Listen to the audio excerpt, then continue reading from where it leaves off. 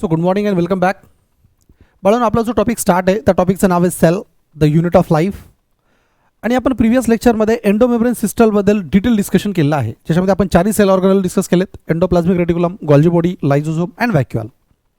या चार पार्टला एंडोमेम्ब्रेन सिस्टम बनण्याचं रिझन हे होतं की their work is coordinated even though they are distinct in their structure and function. त्यांचं स्ट्रक्चर आणि फंक्शन डिस्टिंक्ट आहे. डिस्टिंक्ट म्हणजे डिफरंट आहे. हे चारही सेल ऑर्गनल दिसायला आणि बिहेव करायला पर्सनली वेगवेगळे आहेत, पण चौघांचं काम एकमेकावर डिपेंडंट आहे किंवा कोऑर्डिनेटेड आहे.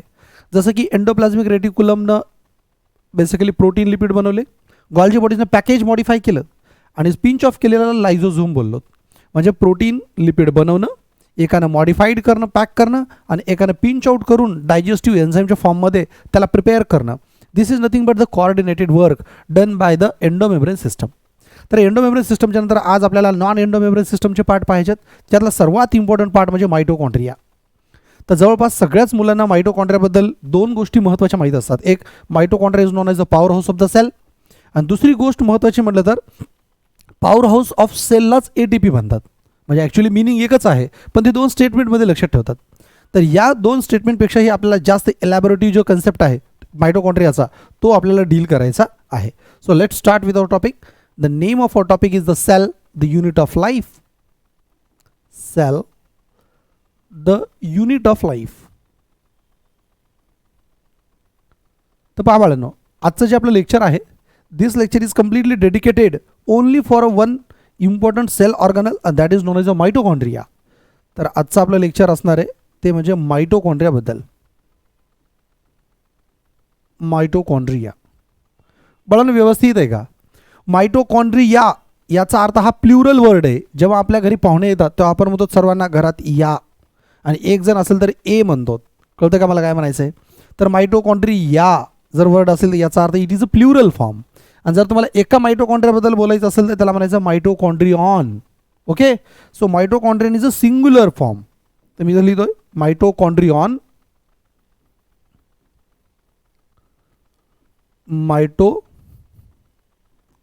मायटोकॉन्ड्रियन is nothing but the singular. जर एक मायटोकॉन्ड्रिया असेल तर त्याला मायटोकॉन्ड्रिऑन म्हणतात, आणि जर एकापेक्षा जास्त असतील तर त्याला मायटोकॉन्ड्रिया म्हणतात. पहिला पॉईंट क्लिअर. बरं, दुसरी गोष्ट, जर तुम्ही सेल जर घेतली असेल आणि सेलमध्ये मायटोकॉन्ड्रिया जर शोधत बसली तुम्हाला सापडणारच नाही. का नाही सापडणार? कारण जोपर्यंत तुम्ही सेलला एका स्पेसिफिक डायनं कलर करणार नाहीत, डाय देणार नाहीत, तोपर्यंत मायटोकॉन्ड्रिया दिसत नाही. म्हणजे याचा अर्थ मी असं म्हणू का, mitochondria can be visible only after a specific dye is given to the cell. It means that it is visible when it is stained by some particular type of dye. मग मी इथं वर्ड यूज करतो, mitochondria is visible. Mitochondria will become visible when स्टेन करणं म्हणजे त्याला एक प्रकारचा colour देणं. when stained by a particular dye किंवा by a specific dye. जेव्हा एखादी स्पेसिफिक डाय दिली जाते तेव्हा त्या स्पेसिफिक डाय दिल्याच्या नंतर त्या कलरला मायटोकॉन्ड्रिया गेन करतो आणि नंतर मायटोकॉन्ड्रिया तुम्हाला व्हिज्युअलाइज्ड होतो. म्हणजे still you are not giving a particular dye to the cell, the mitochondria can not be visualized. मग क्वेश्चन तो की सर एक्झॅक्ट जो तुम्ही डाय यूज करताय, कलर यूज करताय, तो कोणता डाय आहे? त्या डायचं नाव आहे बाळांनो genus green B, and it is a one type of basic dye. हा कोणता डाय आहे? हा बेसिक डाय आहे ज्याचं नाव आहे जेनस ग्रीन बी. हा जो स्टेन करणारा जो डाय आहे त्या डायचं नाव आहे बाळांनो, लक्षात ठेवा, Janus green B. And this Janus green B is nothing but a type of basic dye. हा एक प्रकारचा बेसिक डाय आहे. पहिला पॉईंट क्लिअर. म्हणजे आपल्याला हे लक्षात आलं, द सिंग्युलर जर असेल तर मायटोकॉन्ड्रियॉन, जास्त असेल तर mitochondria. And mitochondria can be visualized only when it is stained by a particular type of dye. एखादा स्पेसिफिक डाय जर दिला तरच तो दिसतो, आणि ज्या डायचं नाव आहे जेनस ग्रीन बी. एक्झाममध्ये विचारलं जातं mitochondria is basically given a particular dye, what is the name of that dye? तर नाव असेल त्याचं जेनस ग्रीन बी. पुन्हा प्रश्न विचारला जातो की तो ॲसिडिक आहे का बेसिक डाय आहे? तर तुमचा आन्सर असायला पाहिजे that is a basic dye. Next, बरं मला एक सांगा, हा जो आपला मायटोकॉन्ड्रिया आहे, मायटोकॉन्ड्रिया आपल्या सेलमध्ये पर्टिक्युलरली ATP तयार करण्याचं काम करतो, म्हणून आपण त्याला power house of the cell असं नाव देतो. पण त्यापेक्षाही इम्पॉर्टंट गोष्ट तर ही आहे, हे पहा, त्यापेक्षाही इम्पॉर्टंट गोष्ट ही आहे की मायटोकॉन्ड्रियाचा जो नंबर आहे तो नंबर व्हॅरी होतो का? तर यस, मायटोकॉन्ड्रियाचा नंबर बेसिकली डिपेंड केला जातो त्याच्या फिजिओलॉजिकल ॲक्टिव्हिटीवर. फिजिओलॉजिकल ॲक्टिव्हिटी म्हणजे कसं, जर समजा तुम्ही बर्ड्सचं एक्झाम्पल घेतलात तर बर्ड्स त्यांच्या विंगच्या मदतीनं किंवा त्यांच्या फिदरच्या मदतीनं एका ठिकाणाहून दुसऱ्या ठिकाणी उडून जातात. म्हणजे फ्लाईट काय म्हणू आपण त्याला, की बर्ड्स जेव्हा मुवमेंट करतात तेव्हा ते त्याच्या विंगच्या साहाय्यानं मदत करतात. आणि या विंगच्या मसल्समध्ये ज्या सेल्स असतात त्यांना बेसिकली बोललं जातं फ्लाईट मसल सेल्स. काय बोललं जातं? Flight muscle cells. तर ह्या फ्लाईट मसल सेल्समध्ये ॲक्च्युली मायटोकॉन्ड्रियाचा नंबर जास्त पाहिजे, कारण जास्त अमाऊंट ऑफ एनर्जी जर भेटली तरच एका ठिकाणून दुसऱ्या ठिकाणी जायला हेल्प होईल. म्हणून असं बोललं जातं the number of mitochondria is basically depend upon the physiological activity of the cell. त्या सेलची फिजिओलॉजिकल ॲक्टिव्हिटी कशी आहे, ती सेल ॲक्च्युली पार्टिसिपेट करते एनर्जी प्रोडक्शनला का ती सेल पॅसिवली आहे. आता ज्या सेल कंटिन्युअस कामाला येतात, ज्यांना जास्तीत जास्त एनर्जीची गरज असते, त्यांच्यामध्ये मायटोकॉन्ड्रियाचा नंबरही व्हॅरी होतो. म्हणून आपण इन शॉर्ट असं म्हणूया the number of mitochondria vary. पहा मी इथं असं लिहितोय द नंबर ऑफ मायटोकॉन्ड्रिया किंवा नंबर ऑफ मायटोकॉन्ड्रिया म्हणा वाटल्यास मेन येईल ना. The number of mitochondria is basically depend on कशावर? Physiological activity of the cell. It depend upon physiological activity. It depend upon the physiological activity of a cell. एखाद्या सेलच्या physiological ॲक्टिव्हिटीवर depend करतो की त्या सेलमध्ये किती नंबर मायटोकॉन्ड्रिया असायला पाहिजे. मग याचा earth the cell which is actively participate in the energy production it has the more number of mitochondria. म्हणून मी असं म्हणतो की एक्झाम्पल जर घ्या म्हटलं तर एक्झाम्पलमध्ये आपण असं लिहू की द सेल ॲक्टिव्हली पार्टिसिपेट कशामध्ये? Actively participate in energy production. Energy production जी एनर्जी प्रोडक्शनमध्ये ॲक्टिव्हली पार्टिसिपेट आहे has more number of mitochondria. Has more number of mitochondria. याचा अर्थ त्याच्यामध्ये मायटोकॉन्ड्रियाचा नंबर हा जास्त आहे. तुम्ही म्हणणार सर एक्झाम्पल देता येईल का? That is a flight muscle cells. काय एक्झाम्पल आहे बाळांनो? Flight muscle cells. तर मी ते एक्झाम्पलमध्ये लिहितोय flight muscle cells of birds. बर्ड्सच्या फ्लाईट मसल सेल्स म्हणजे पंखाच्या विंग्समध्ये ज्या मसल्स आहेत तर त्या मसलच्या ज्या सेल्स आहेत त्या सेल्समध्ये मायटोकॉन्ड्रियाचा नंबर जास्त आहे, कारण त्यांना जास्त ATP तयार करायच्या आहेत. दुसरी गोष्ट, बरं मायटोकॉन्ड्रियाचा जो शेप दिलेला आहे तो शेप आणि साईज सेम आहे का व्हॅरी होते? तर बाळांनो शेप आणि साईजसुद्धा व्हॅरी होते. कसं व्हॅरी होतं पहा, the shape and the size of the mitochondria vary. जर मी तर असं लिहू, पहा माझं स्टेटमेंट पहा. पहिल्यांदा स्टेटमेंट मी असं लिहितोय की the shape and size vary. Shape आणि साईज सतत व्हॅरी होत असते. तुम्ही म्हणाल सर शेप कसा आहे मायटोकॉन्ड्रियाचा? तर मायटोकॉन्ड्रियाचा शेप जर पाहिला बाळांनो बेसिकली सॉसेज किंवा सिलेंड्रिकल टाईप आहे. It is nothing but the sausage or cylindrical. Sausage or cylindrical. काही जण म्हणतील सॉसेज काय असतं सर? तुम्ही आपल्या घरी बशी पाहिली असेल तर बशीचा आकार पहा, एका साईडनं कॉन्केव्ह असतो आणि बाहेरच्या बाजूला कॉन्व्हेक्स असतो, थोडासा असा दाबलेला, अशा प्रकारचा आकार. That is known as the sausage shape. मग सॉसेज शेप जर ड्रॉ करा म्हटलं तर पहा बरं मायटोकॉन्ड्रिया NCERTमध्ये छानपैकी दाखवलेला आहे. तर आपण असं म्हणू की समजा हा एक डबल मेम्ब्रेन स्ट्रक्चर जर असेल तर ही आउटर मेम्ब्रेन असेल तर ही बेसिकली तुमची इनर मेम्ब्रेन आहे. Are you getting my point? आणि इनर मेम्ब्रेनला इनफोल्ड असतात हे पण तुम्हाला माहिती आहे. So this shape is basically known as a sausage shape. हा तुमचा ॲक्च्युली सॉसेज शेप आहे. मग या सॉसेज शेपमध्ये मी असं म्हटलं चालेल का, this is a outer membrane, this is a inner membrane. बरं, ही होती तुमची आउटर मेम्ब्रेन आणि आतली जी आहे that is nothing but the inner membrane. ही तुमची इनर मेम्ब्रेन आहे. तर हा झाला तुमच्या शेपबद्दल. एक्झॅक्ट शेप कसा असेल तर सॉसेज सिलेंड्रिकल. मी पुढे साईज पण लिहिली बाळांनो. मायटोकॉन्ड्रियाची साईज जी ती सुद्धा व्हॅरी होते. कशी व्हॅरी होते?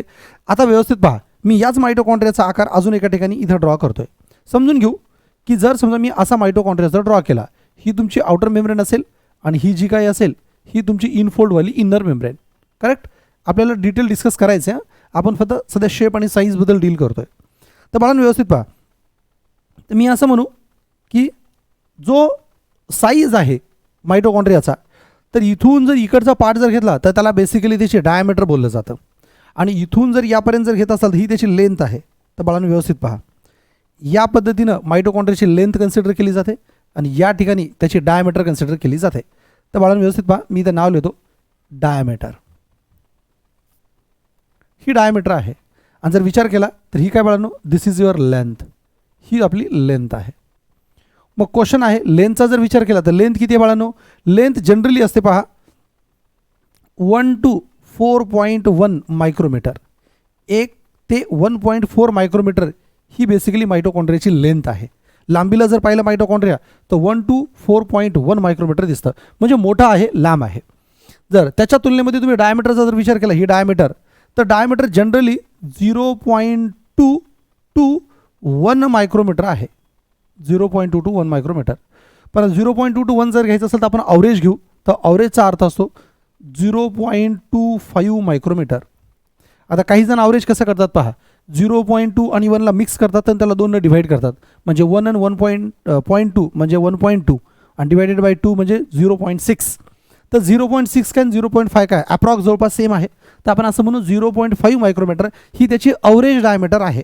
आणि 1 to 4.1 मायक्रोमीटर ही त्याची ॲक्च्युली डायमीटर इन लेंथ आहे. Sorry, this is a size in length आहे. म्हणजे मायटोकॉन्ड्रियाची लेंथ वेगळी आहे आणि मायटोकॉन्ड्रियाची डायमीटर वेगळी आहे. मायटोकॉन्ड्रियाचा शेप जर कोणता असेल, it is a sausage shape और also known as a cylindrical shape, किंवा त्याच्या आकाराला सिलेंड्रिकल शेप असं बोललं जातं. Point is clear. मग आतापर्यंत आपण 3 गोष्टी डिस्कस केल्या. एक असेल तर मायटोकॉन्ड्रिया, मायटोकॉन्ड्रियाला जेनस ग्रीन बीनं कलर केलं तर तो दिसतो. दुसरी गोष्ट म्हटलं तर मायटोकॉन्ड्रियाचा शेप जो आहे तो सॉसेज आहे, सिलेंड्रिकल आहे. आणि साईज जर म्हटलं तर डायमीटरमध्ये 0.2 to 1 मायक्रोमीटर आहे आणि लेंथ जर म्हटलं तर 1 to 4.1 मायक्रोमीटर आहे. Point is clear. याच्यानंतर आता आपण एक्झॅक्ट जर मायटोकॉन्ड्रियाचं जर स्ट्रक्चर जर तुम्हाला विचारलं तर मायटोकॉन्ड्रियाच्या स्ट्रक्चरबद्दल काय सांगता येतं. How is the structure of mitochondria. तर पहा बाळांनो, आपण स्ट्रक्चर काढूया. How is the structure. बरं, स्ट्रक्चरचा जर बाळांनो मी विचार करू तर मी असं म्हणू का, मायटोकॉन्ड्रियाच्या स्ट्रक्चरमध्ये there are the 2 membrane. Yes or no. Mitochondria has the 2 membrane. एक आउटर मेम्ब्रेन आहे आणि एक इनर मेम्ब्रेन आहे. आणि या 2 मेम्ब्रेनला आपल्याला डिटेल डिस्कस करायचं आहे. तर अगोदर डायग्राम काढूया का अगोदर माहिती लिहूया. अगोदर वाटल्यास डायग्राम काढू आणि त्याच्यानंतर हळूहळू माहिती लिहित जाऊ. पहा, स्ट्रक्चरमध्ये मायटोकॉन्ड्रियाचं ऑब्वियसली पहिलं स्टेटमेंट लिहून घेतो, it is a double membrane structure. It is a double membrane cell organelle. म्हणजे हा double membrane bound cell organelle आहे, ज्याला 2 लेअर आहेत. आणि 2 लेअरमध्ये ऑब्वियसली एक इनर मेम्ब्रेन असेल, एक आउटर मेम्ब्रेन असेल. तर त्या इनर आणि आउटर मेम्ब्रेनची माहिती नंतर लिहूया. ह्या डबल मेम्ब्रेनबद्दल अगोदर डायग्रामॅटिक केलेला प्रूव्ह करूया. हे पहा बाळांनो, जी आउटर मेम्ब्रेन असते ती ऑब्वियसली कंटिन्युअस लिमिटिंग बाउंड्री आहे मायटोकॉन्ड्रियाची. So this is nothing but the outer membrane of mitochondria. तर आउटर मेम्ब्रेन जर असेल तर आउटर मेम्ब्रेनला आउटर कंपार्टमेंट आहे, आउटर ल्युमन आहे. इनर मेम्ब्रेनला इनर कंपार्टमेंट, इनर ल्युमेन आहे. ते कसं असतं पहा. आउटरच्या नंतर जर इनर मेम्ब्रेन ड्रॉ करा म्हटलं तर मी इनर मेम्ब्रेन अशी ड्रॉ करू का. व्यवस्थित पहा, इनर मेम्ब्रेन ही बेसिकली आहे आणि जिला काही काही ठिकाणी थोडे असे इनफोल्ड्स आहेत towards the matrix sides. So these infolds are towards inner side. आजच्या बाजूला ह्या काही इनफोल्ड्स आहेत बाळांनो, समजून घ्या मला काय म्हणायचं आहे. So these are the infolds towards the inner side. आजच्या बाजूला याला काही इनफोल्ड्स आहेत. तर एक आउटर मेम्ब्रेन आहे आणि एक इनर मेम्ब्रेन आहे. आणि या दोघांची माहिती वाटल्यास जर शक्य असेल तर आपण याच ठिकाणी लिहून घेऊया. One is the outer membrane and second one is the inner membrane. तर पहा, this membrane is known as outer membrane. This is a outer membrane and this is nothing but your inner membrane. This is a inner membrane. बाळांनो, outer आणि inner मेम्ब्रेनला जेव्हा तुम्ही पाहता तर त्याच्याबद्दल काही इम्पॉर्टंट स्टेटमेंट असे लिहू शकतो का पहा रे, गरजेचं आहे. नंबर 1, आउटर मेम्ब्रेन जर तुम्हाला दिसत असेल तर आपण असं म्हणूया, आउटर मेम्ब्रेन हॅज आउटर ल्युमन.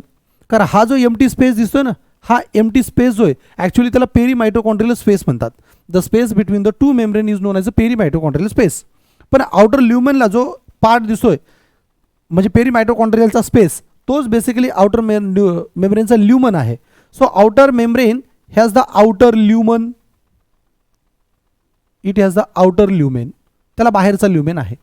तसं इन्नर मेम्ब्रेनला इन्नर ल्युमन आहे, it has the inner lumen. बरं, ह्या आउटर ल्युमनमुळं पेरीमायटोकॉन्ड्रियल स्पेसच्या त्या ल्युमेनमुळं त्याला आउटर कंपार्टमेंट पण भेटलेलं आहे. त्याच्यामुळे it has the outer compartment, त्याला आउटर कंपार्टमेंट पण आहे. तर इन्नर मेम्ब्रेनमुळं एक इन्नर कंपार्टमेंट तयार झाले. So inner membrane has the inner compartment, inner compartment. Correct. आता मला सांगा, आउटर मेम्ब्रेनला त्याचा एन्झाईम असेल, इन्नर मेम्ब्रेनला याचा एन्झाईम असेल, means both membrane have the different type of enzymes. पण दोघांना डिफरंट टाईप ऑफ एन्झाईम म्हणण्यापेक्षा मी स्पेसिफिक पुन्हा वर्ड लिहितोय. Outer membrane has outer enzyme, it has outer own enzyme, किंवा outer membrane has its own enzyme, त्याला त्याचं स्वतःचं एन्झाईम आहे. तसं inner membrane has its own enzyme, याला जर काही काम करायचं असेल त्याचं स्वतःचं एन्झाईम आहे. आणि सर्वात महत्त्वाचं, आउटर मेम्ब्रेनला जर तुम्ही ऑब्झर्व करत असाल तर outer membrane is a continuous membrane, that is a limiting boundary of the mitochondria. मायटोकॉन्ड्रियाची लिमिटिंग बाउंड्री म्हणजे आउटर मेम्ब्रेन आहे. So it is a continuous, it is a continuous and limiting boundary, continuous and limiting boundary of mitochondria. मायटोकॉन्ड्रियाची limiting and continuous boundary आहे. काही doubt बाळांनो याच्यात? तसं जर तुम्हाला इन्नर मेम्ब्रेनबद्दल जर पाहायचं असेल तर मला सांगा, इन्नर मेम्ब्रेन काही काही ठिकाणी अशा इनफोल्ड्स दाखवते का? याचा अर्थ इन्नर मेम्ब्रेन कंटिन्युअस नाही आहे. मग जर इन्नर मेम्ब्रेन कंटिन्युअस नसेल तर त्यासाठी असं म्हणू, इन्नर मेम्ब्रेन शो सम इनफोल्ड्स. याच्यामध्ये काही इनफोल्ड्स आहेत आणि हे इनफोल्ड्स कोणत्या बाजूला आहेत बाळांनो? This infolds are towards the inner side, that is toward the matrix side. कारण मायटोकॉन्ड्रियाच्या आत जे काही लिक्विड असतं, this liquid is known as a matrix. या लिक्विडला काय बोललं जातं? मॅट्रिक्स. तर मी असं म्हणू का, मॅट्रिक्सच्या बाजूला मायटोकॉन्ड्रियाची जी काही इनर मेम्ब्रेन आहे त्याचे इनफोल्ड्स आहेत. So in short we can say the inner membrane shows some infolds towards matrix, towards the matrix. तर मॅट्रिक्स साईडला काही इनफोल्ड्स आपल्याला पाहायला भेटत आहे. व्यवस्थित पहा, आपण दोन्ही मेम्ब्रेनबद्दल किती इम्पॉर्टंट असे स्टेटमेंट लिहिलेले आहेत. काय काय स्टेटमेंट लिहिलं होतं? आउटर जो मेम्ब्रेन असेल त्याला आउटर ल्युमन आहे, त्याला आउटर कंपार्टमेंट आहे, त्याला त्याचं स्वतःचं एन्झाईम आहे आणि ती कंटिन्युअस अँड लिमिटिंग बाउंड्री आहे. जर इन्नरचा विचार केला तर इन्नरला इन्नर ल्युमन आहे, म्हणजे हा इकडचा पार्ट इन्नर ल्युमनचा, त्याला इन्नर कंपार्टमेंट असेल. कंपार्टमेंट आणि ल्युमनमध्ये काय फरक आहे? ल्युमेन आणि कंपार्टमेंट जवळपास सिनोनिम वर्ड यूज केले जातात काही काही ठिकाणी. पण आपल्याला असं म्हणूया, जर मधलं लिक्विड जर असेल तर त्यासाठी एक थोडासा स्पेस बाउंडेड एरिया जो आहे तो एरिया म्हणजे ल्युमन, आणि जवळपास संपूर्ण एरिया जो कव्हर करतो that is nothing but a compartment. म्हणून असं म्हणू, याला inner lumen, inner compartment, own enzyme आणि inner membrane show some infolds towards the matrix side. Matrix साईडला शो केले काही इनफोल्ड्स आहेत. आणि बाळांनो, हे जे इनफोल्ड्स आहेत, this infolds are called as a crista. याच इनफोल्ड्सला काय बोललं जातं? क्रिस्टा बोललं जातं, Crysta.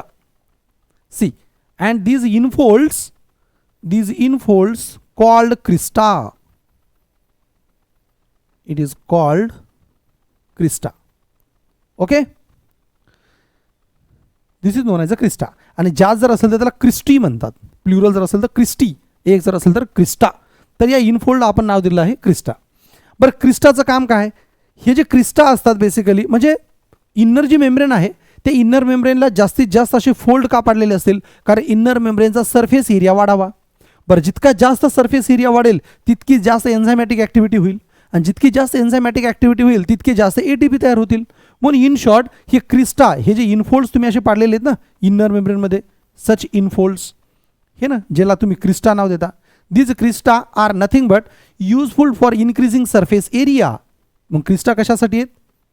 To increase the surface area, to increase surface area. आणि सरफेस एरिया वाढलं तर काय होईल? For the better enzymatic activity, for better enzymatic activity, for better enzymatic activity, एन्झाईमची ॲक्टिव्हिटी बेटर होण्यासाठी आपल्याला सरफेस एरिया वाढवावा लागेल. प्रोकॅरियोटिकमध्ये आपण मिझोझोमचं स्ट्रक्चर असं दाखवलं होतं का, मिझोझोम इनफोल्ड्स होत्या, त्याच्यामुळे त्याचा सरफेस एरिया वाढला होता, बेटर एन्झायमॅटिक ॲक्टिव्हिटी झाल्या होत्या. तसंच इनफोल्ड्स ज्याला क्रिस्टा म्हणतात, जास्त असतील तर क्रिस्टी म्हणतात, तर अशा क्रिस्टाला सरफेस एरिया वाढवला जातो आणि जेणेकरून एन्झायमॅटिक ॲक्टिव्हिटी बेटर वेनं कॅरी केल्या जातात. So this is about the crista. क्रिस्टाच्या पुढे आपण नंतर माहिती लिहिणारच आहोत. Just a minute. तर आपण एक्झॅक्ट कुठं होतो बाळांनो, फक्त 2 मेम्ब्रेनबद्दल डिस्कस केलं आहे आणि 2 मेम्ब्रेनच्या नंतर आपण असं सांगितलं आहे the liquid which is actually present inside the mitochondria that is known as a matrix.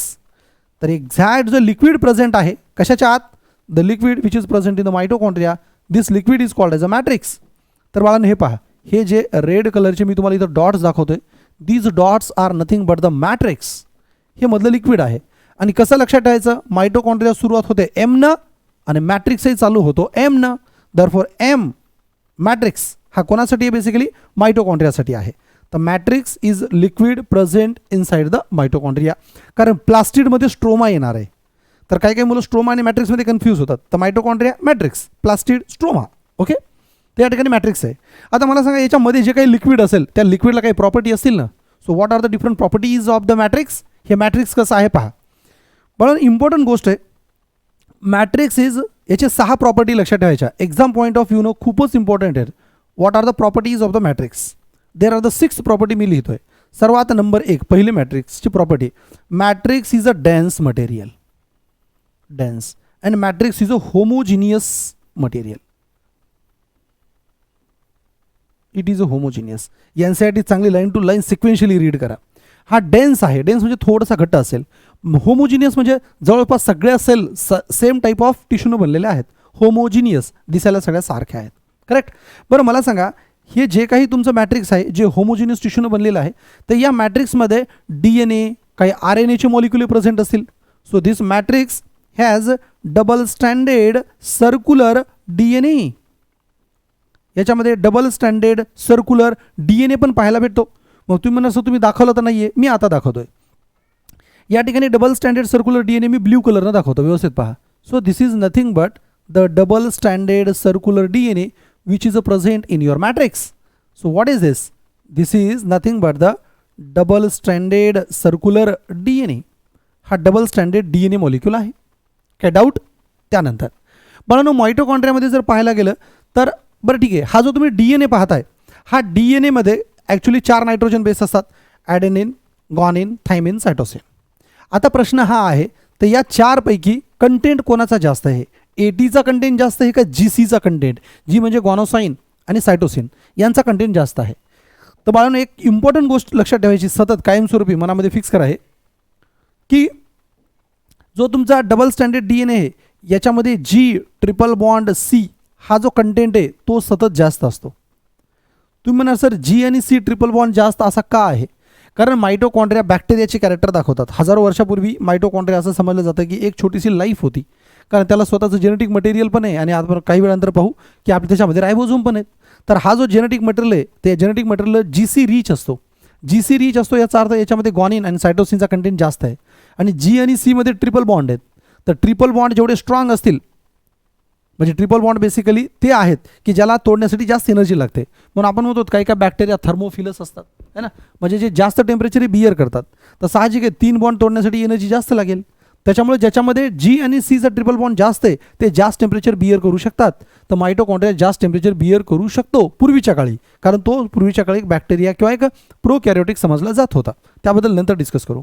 तर हा DNA आहे बाळांनो. आपण मॅट्रिक्सबद्दल डील करतोय. मॅट्रिक्समध्ये अजून एक इम्पॉर्टंट मटेरियल तुम्हाला पाहायला भेटतं, and this material is nothing but the ribosomes. तर बाळांनो, हे जे आहेत हे तुम्हाला रायबोझोम्स पाहायला भेटतात. What is this. These are nothing but the ribosomes. आणि लक्षात ठेवा, मायटोकॉन्ड्रियामध्ये 70S रायबोझोम्स आहेत आणि 70Sचे 2 युनिट कोणते असतील. एक असेल 50S आणि दुसरा असेल 30S, जे की प्रोकॅरियोटिकमध्ये आपण पाहिलं होतं. Are you getting the point. Prokaryotic has the 2 type of subunits of 70S. One is a 50S आणि second one is a 30S.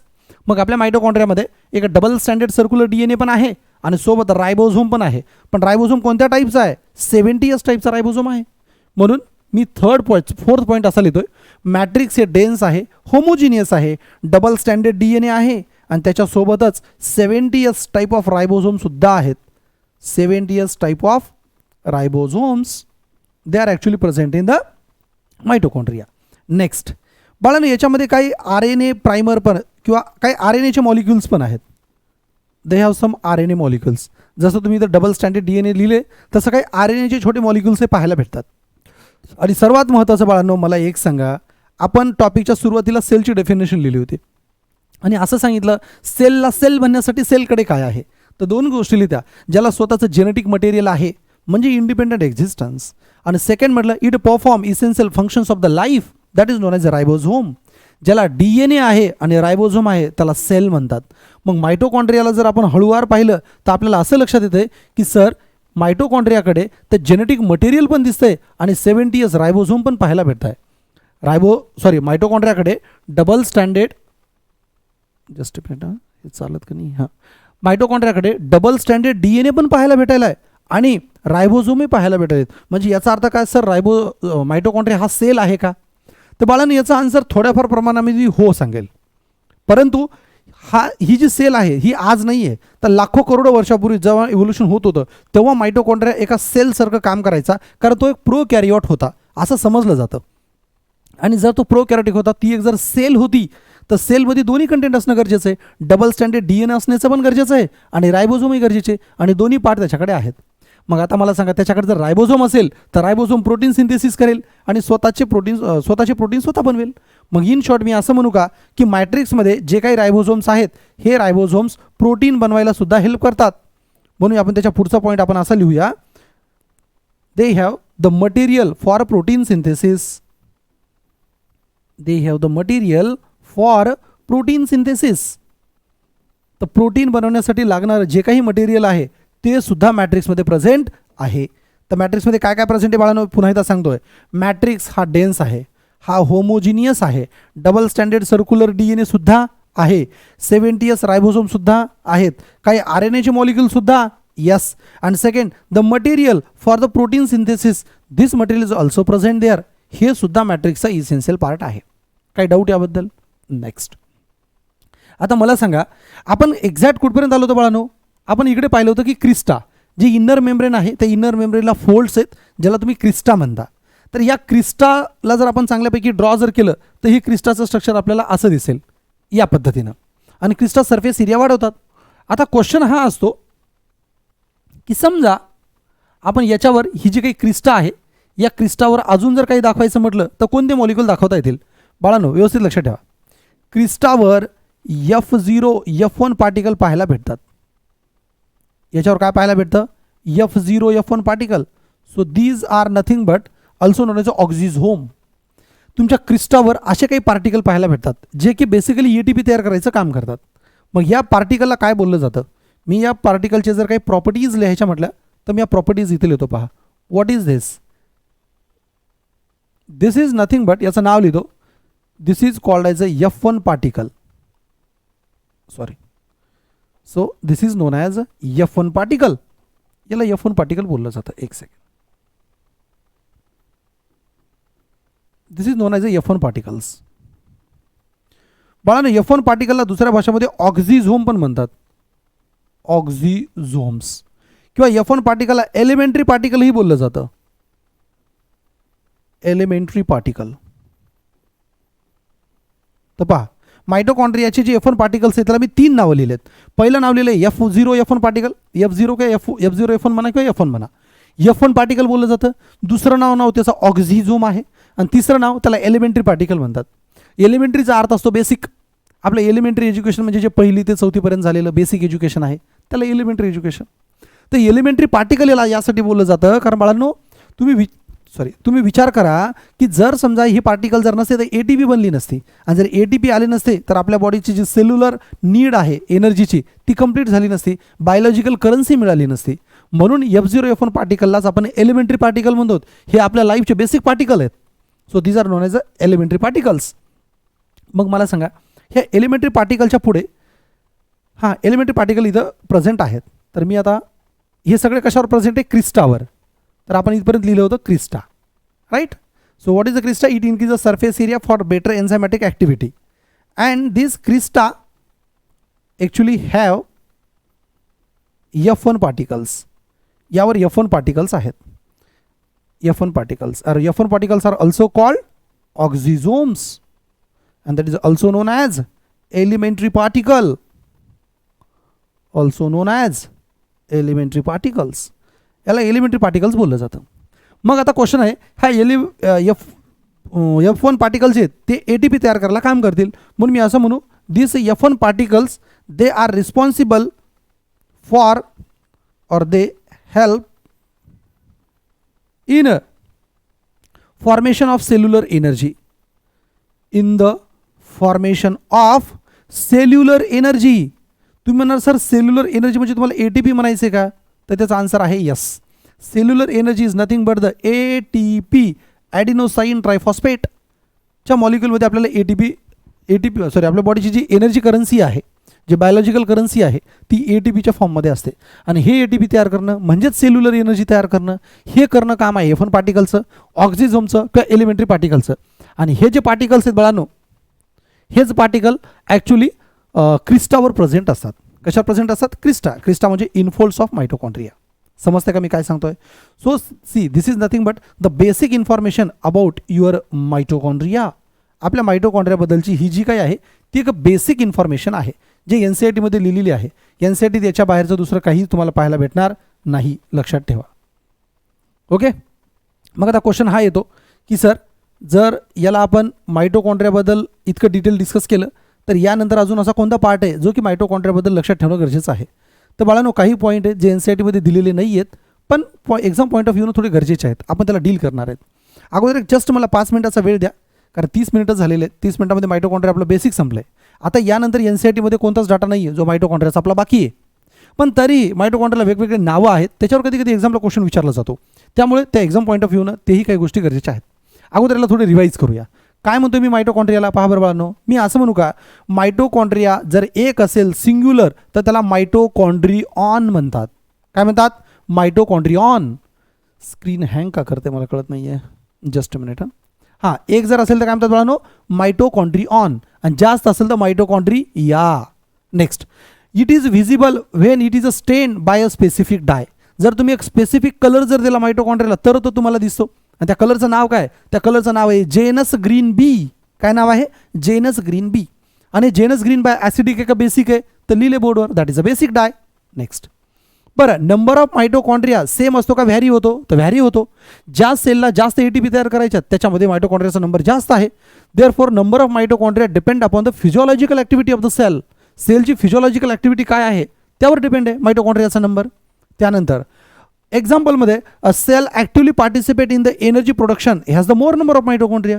G cell energy प्रोडक्शनमध्ये पार्टिसिपेट करते तिच्यामध्ये जास्त नंबरच्या मायटोकॉन्ड्रिया पाहिजेत. मग तुम्ही जर एक्झाम्पल विचारलं तर example flight muscle cell of birds लिहू का? कारण बर्ड्सच्या फ्लाईट करणाऱ्या मसलच्या सेलमध्ये मायटोकॉन्ड्रियाचा नंबर नक्की जास्त असायला पाहिजे, कारण पक्ष्यांना एका ठिकाणी उडून दुसऱ्या ठिकाणी जायचं आहे. शेप आहे बेटा सॉसेज. सॉसेज म्हणजे बशी किंवा सिलेंड्रिकल बोललं जातं. साईज जर त्याची अशी डायमीटर जर पाहायला गेली तर डायमीटर 0.2 to 1 मायक्रोमीटर आहे. आणि त्याला अवरेजमध्ये घ्या म्हटलं तर 0.5 मायक्रोमीटर आहे. पण लेंथचा विचार जर केला, लेंथ 1 to 4.1 मायक्रोमीटर आहे. 1 ते 4.1 मायक्रोमीटर ही लांबीला आहे. नेक्स्ट, तुम्हाला माहिती आहे आपला जो मायटोकॉन्ड्रिया आहे हा डबल मेम्ब्रेन बाउंड स्ट्रक्चर आहे. आणि डबल मेम्ब्रेन बाउंड स्ट्रक्चर जर असेल तर असं म्हणूया, in this structure it is a double membrane cell organelle. आणि या डबल मेम्ब्रेनमध्ये एक आउटर मेम्ब्रेन आहे, एक इनर मेम्ब्रेन आहे. तर आउटर मेम्ब्रेनला आउटर ल्युमन आहे, आउटर कंपार्टमेंट आहे, त्याला बाहेरचं एन्झाईम वेगळे असतील. आणि ती एक कंटिन्युअस लिमिटिंग बाउंड्री आहे. कंटिन्युअस लिमिटिंग बाउंड्री म्हणजे कंटिन्यू चालते आणि त्याच्यानंतर मायटोकॉन्ड्रियाची लेवल संपते. सो कंटिन्युअस पण आणि लिमिट पण करतं मायटोकॉन्ड्रियाला. इन्नर मेम्ब्रेनबद्दल जर बोला म्हटलं तर inner membrane has the inner lumen, याला आतला पार्ट असेल, त्याला इन्नर कंपार्टमेंट असेल, हे सगळं मॅट्रिक्सचा पार्ट, त्याला स्वतःचे एन्झाईम असतील. यस, बरं. Inner membrane show some infolds towards the matrix. मॅट्रिक्सच्या बाजूला काही तो इनफोल्ड्स दाखवतो आणि या इनफोल्ड्सलाच बाळांनो आपण क्रिस्टा म्हणतो. आणि या क्रिस्टावर पाहायला गेलं तर काय आहे? F1 पार्टिकल्स आहेत. So this is called as a crista and this crista असा इनफोल्ड का झाला आहे? कारण to increase the surface area, त्याचा सरफेस एरिया जेवढा वाढेल तेवढा त्याची एन्झायमॅटिक ॲक्टिव्हिटी वाढेल. And this basically bear the F1 particle. F1 particle also known as oxysome, also called elementary particle. And this F1 particle is responsible, helps in the formation of cellular energy, that is the ATP. And so mitochondria is called powerhouse of the cell. तर म्हणून मी असं लिहितोय so called. म्हणून याला काय बोललं जातं बाळांनो? powerhouse of the cell. It is known as powerhouse of cell. सेलला पॉवर देण्याचं, एनर्जी देण्याचं जे काम आहे ते बेसिकली मायटोकॉन्ड्रिया करतात. So it is called as a power house of the cell. बरं, हे पाहताच आपल्या हे पण लक्षात आलं होतं की सर आपला जो काही मायटोकॉन्ड्रिया आहे, मायटोकॉन्ड्रियाच्या आत लिक्विड प्रेझेंट आहे.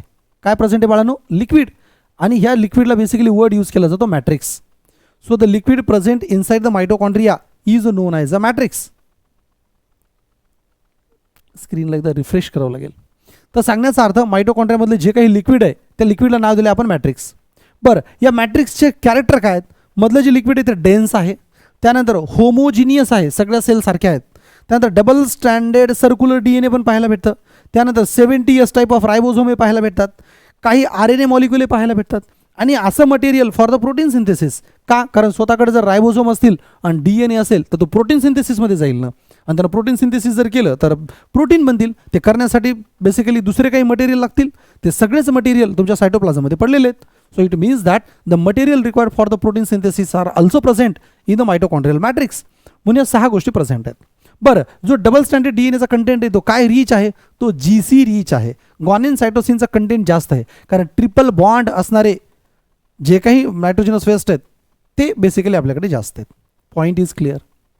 बरं, आणि त्यानंतर आपण जवळपास हे सगळं स्ट्रक्चर डिस्कस केलेलं आहे. आणि त्यानंतर याला F1 पार्टिकल म्हणतात तेही पाहिलं. आता आपण याच्या एक्झॅक्ट थोडंसं समोर जाऊया आणि लिहूया what are the different name use for the mitochondria. मायटोकॉन्ड्रियासाठी जे दुसरे वेगवेगळे नावं यूज केले जातात ते नावं आता आपल्याला लिहायचे आहेत. Mitochondria is also known as, म्हणून मी तर पहिलं स्टेटमेंट लिहितोय,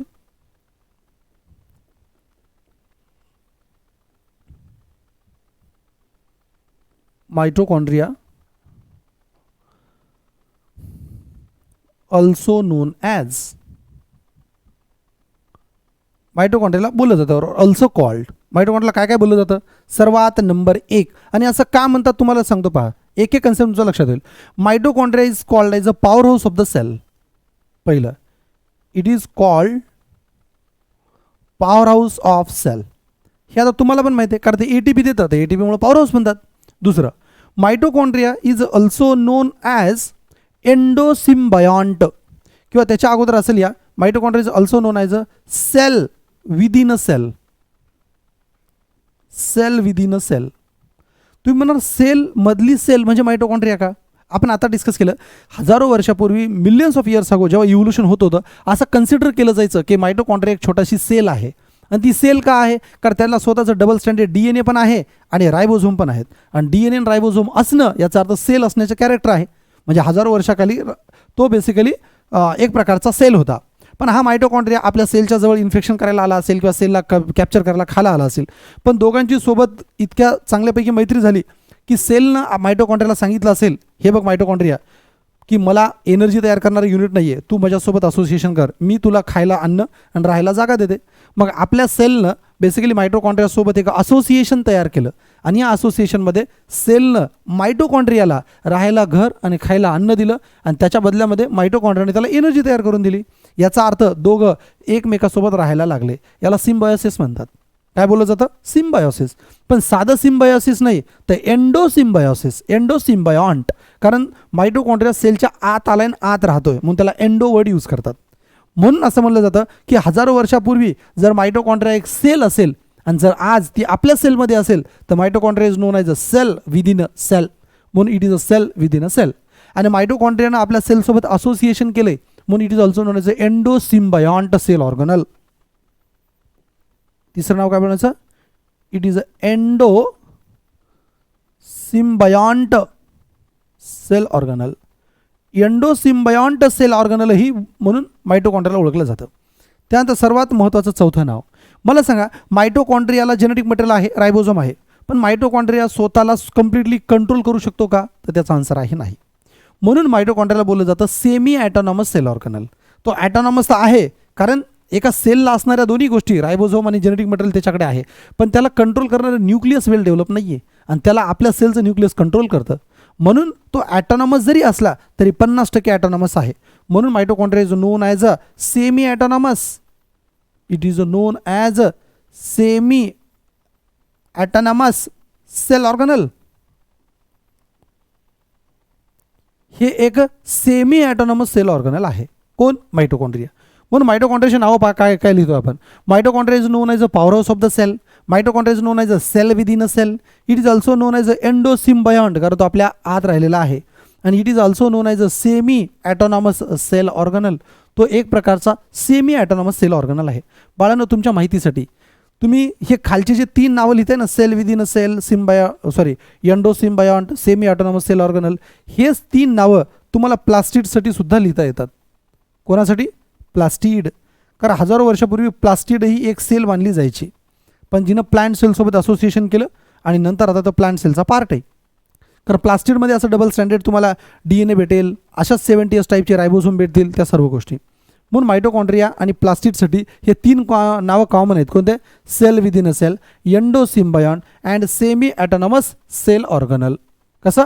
सेमी ॲटोनॉमस सेल ऑर्गनल. हे सर. तर अशा प्रकारे आपण मायटोकॉन्ड्रिया हा पॉईंट अतिशय बेस्ट आणि सक्सेसफुली कंप्लीट केलेला आहे. करेक्ट. तर यानंतर जर तुम्हाला याच्याबद्दल काही डाऊट असेल तर तुम्ही मला केव्हाही कधीही विचारू शकता, त्याबद्दल काही डाऊट नाही. पण माझी विनंती आहे NCERTला ओपन करा आणि NCERT हे बाळांनो पहा कोणत्या सेलमध्ये किती मायटोकॉन्ड्रिया आहेत अशा 50 सेलचे एक्झाम्पल बोर्डवर लिहिता येतात. तुम्हाला कंटेंट खूप जास्त देता येतो, पण याच्यामुळे तुम्ही फक्त कन्फ्यूज होणार आणि NCERTपासून दूर पळणार. माझी 3 मात्र अशी इच्छा नाही आहे की मी तुम्हाला NCERT सोडून नको असलेला खूपच अनवॉन्टेड डाटा जास्त घेऊ. ज्या ठिकाणी गरज आहे त्या ठिकाणी बेस्ट ऑफ बेस्ट घेऊ आणि कम्प्लिटली NCERT फोकस्ड राहा. काही डाऊट असेल तर मला माझ्यासोबत शेअर करा. ओके, तोपर्यंत काळजी घ्या अँड टेक केअर. बाय.